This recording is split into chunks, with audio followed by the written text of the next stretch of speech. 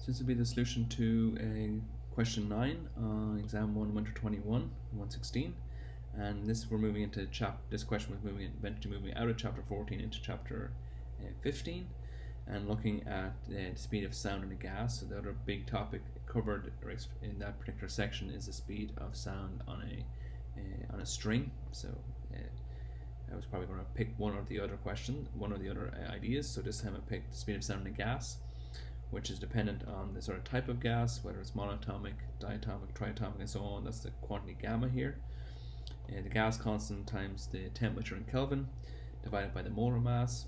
So that's certainly the ideas that that are addressed and sort of discussed in this particular section. But this particular exam question is focusing on the dependency on the absolute temperature. So yeah, that's what I was trying to examine in this particular question. So we'll go ahead and work through the question here. So on January 29, 2021, these were roughly the correct values of the temperatures. Warmest temperature on the Earth that day was at 42 degrees in Australia, Marble Bar, Australia. Highest temperature in Seattle on that day was about 7 degrees. That's about what we've been experiencing for the last few days. And the speed of sound in air in Seattle is measured to be V0. What would be the speed of sound in air if it was measured in Marble Bar? So we know that the speed of sound in a gas is, sorry, I want to change that to a proportional sign, is the square root of T, but temperature must be measured in Kelvin.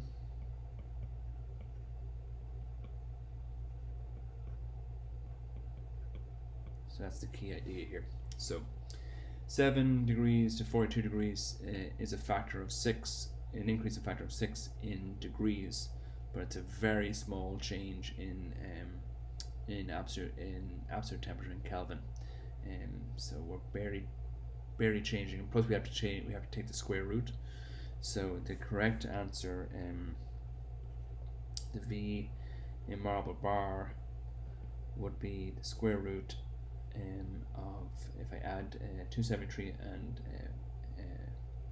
42, that would give us 315 divided by 280. So it's barely changing in terms of absolute temperature, and I think this works out to be like 1.1ish, or roughly 1.1 times V0. So the speed would increase by the square root of the factor by which we change the temperature in absolute temperature. But we're barely changing the temperature in absolute temperature. So we're not changing it at all by a factor of 6. So all the answers that are sort of linked to 6 were sort of distractors. But it definitely changes by a factor that's much less than 6 or square root of 6 or 1/6, and it's not the same speed. It has to, they're two different temperatures, so it has to be a different speed. So the correct answer here is none of the above, or none of the choices are correct.